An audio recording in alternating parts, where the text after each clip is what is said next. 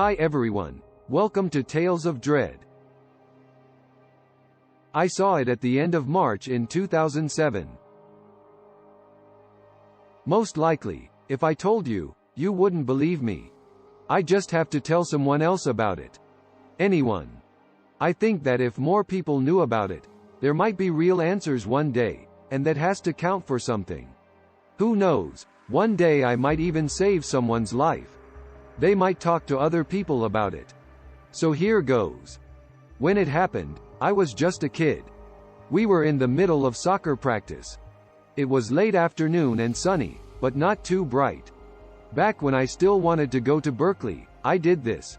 Someone on my team kicked the ball with a lot of force. I went for it, but the ball went right over my head, out of the soccer field, across the street, and into a group of close-knit trees. It was strange. It could land there because most of the land around the park was grassy and open, but I didn't care and just looked left and right to see if any cars were coming. Most of the time, the streets near the park weren't very busy. I watched as a common sedan that was navy blue drove by. Everyone was waiting for me to get the ball, but I just shrugged and crossed the street. As I ran across the hot pavement, I could see the mountains to my right. When I saw it, it was then. My teammates were too far away to be able to see what was happening behind the ball. There was movement. Something big. At first, I really thought it was a stray dog. If they had seen it, so would everyone else. The dark, fluffy head with rust-colored fur could have come from a Malamute or a German Shepherd with long hair. It might have been between the two. I suppose. I watched as the dog's nose wrinkled up and down as it sniffed the soccer ball and took in all of the smells. I was fascinated by how it kept leaning toward me, and since I like dogs, I thought it was friendly and walked over to it. Even though most dogs were, that's when something bad happened. The dog took a quick look at me. It started to get up on its back legs. I remember how the shadow fell over me, and it seemed like it was too long. No matter how tall it really was, this thing was easily twice as tall as me. I was scared, and I'm not the kind of person who gets scared easily. At that moment, I could feel my blood leaving my body as the terrifying creature's soul-piercing gaze locked on mine. The yellow eyes were like burning embers of something. Something almost human was staring right through me, almost as if it was deciding whether or not to let me go. I just couldn't get myself to leave. Its look completely hypnotized me. Deep in its eyes, there was a dangerous kind of intelligence, something much older and more mysterious than the furry ones that came before it. I seemed to stay where I was for a long time. I really couldn't go anywhere, to be honest. I didn't know how fast the creature could run, but I was willing to bet that it was a lot faster than me. I was in good shape, but there was no way I could win with legs that long. His step must have been at least twice or three times as big as mine. I could picture him getting as close to me as a heartbeat. The animal made a low, guttural sound. It made a strange warning noise, but it didn't sound anything like a dog should have. It was almost as if she had two different sets of vocal cords. It was definitely didn't like me. I had no problem with that. I didn't like it much either, if it was him at all. I didn't know what it was. Between the group of trees, in the shade, I bravely put out my shaking arm and pointed in the direction of the ball, using one of its huge paws with nails that could have easily matched those of a witch. The creature gave a sudden, powerful swing. The ball went flying like a slingshot, so I made a run for it. As I moved, I kept a close eye on it as it flew high over my head. When it hit the ground, the ball bounced once and went flying into the grass. As I ran over and picked it up, I had to take a deep breath. Then, out of pure curiosity, I turned to look back at the beast. I was shocked to find that it was already gone. I looked for signs of life on the horizon, but there were none. My teammates were yelling loudly from behind me, but I didn't pay them any mind. I was thinking too much about myself. I finally gave up on the idea that I would see it again, because whatever it was, it had been gone for a long time. I quickly ran back to my teammates with the soccer ball and told them what had happened. Everyone thought it was crazy. I kind of thought I'd gone crazy for a second there.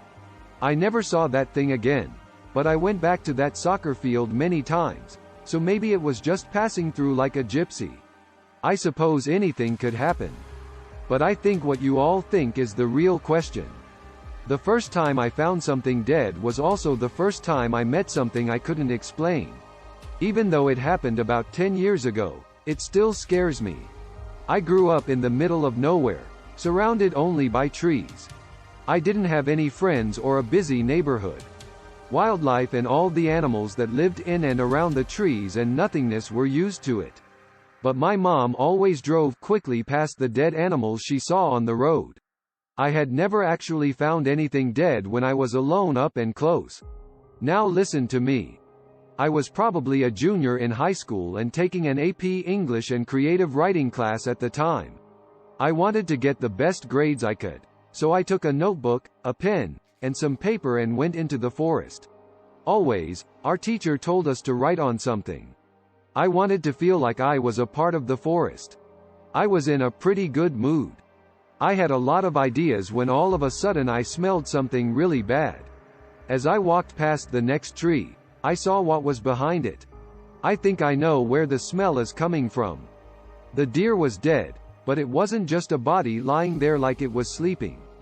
This deer had been torn apart, which was something we saw quite often on the side of the road.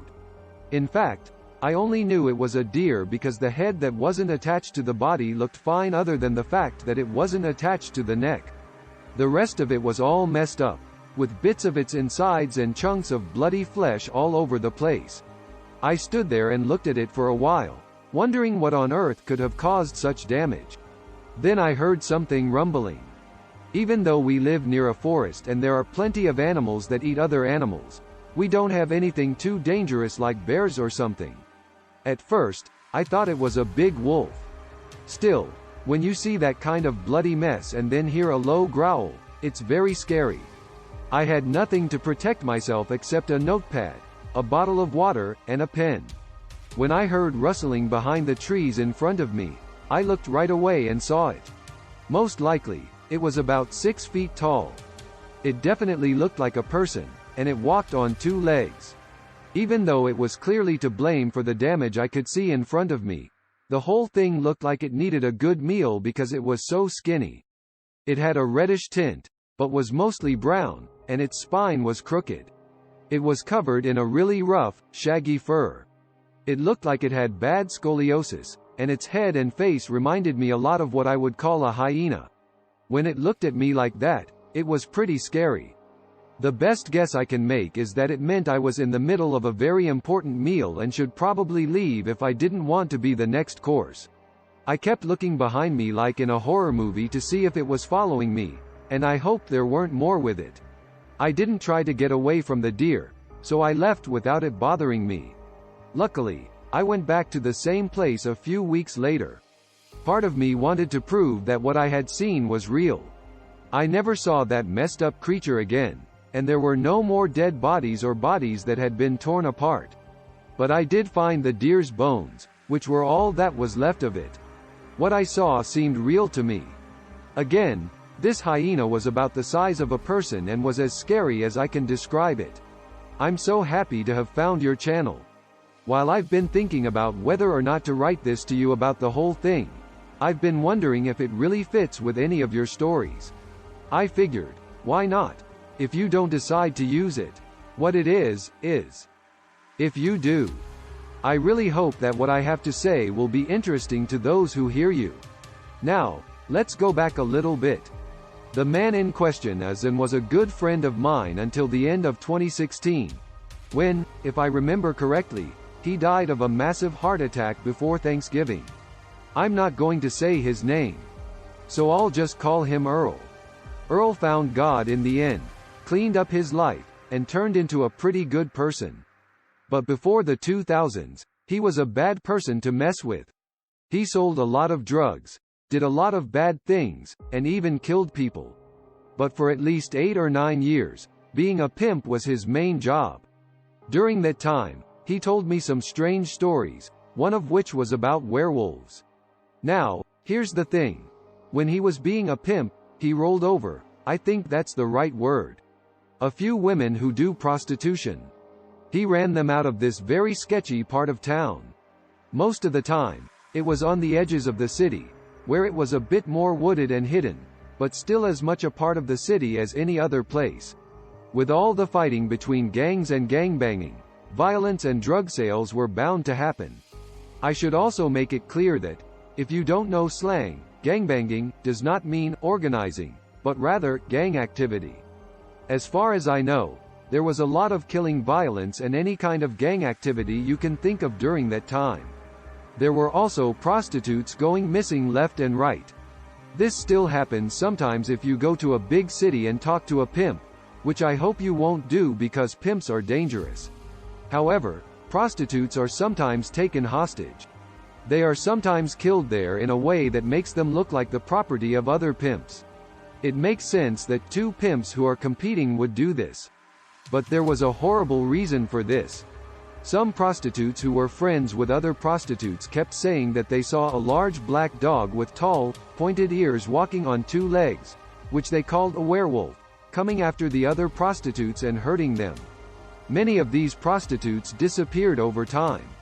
At least 5 of them in this small area disappeared without a trace before anyone found out what was going on. He did end up going to prison, but he was released soon after. It was about the end of his time in the gang, which means he completely changed his life. So that was the end of that story. He never found out what happened to those girls. I'm just telling you all of this to give you some background on why. He told me that it always bothered him and that he thought it was strange that his prostitutes always used the same words to describe what they saw. He would beat them, make fun of them, and make them do things for him and other people for more money because he thought they were just trying to get out of doing what they were supposed to do by complaining. He just can't get past the fact that they would use the same words to describe things. It looked like a werewolf because of its long, pointy, black ears and the way it moved. He doesn't think there are werewolves or other things like that. He is haunted even more by the fact that they all disappeared. All of them said they saw the same animal or thing. And he wants to know if there's a reason for it. I apologize. I don't know as much as I would like to know.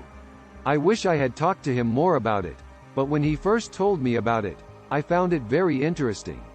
At the time, I thought that the idea of a werewolf was a possibility. Now that I know more about cryptids and that they do exist, I can see that Dogman is a good example of this. I almost wonder if that is really what they saw.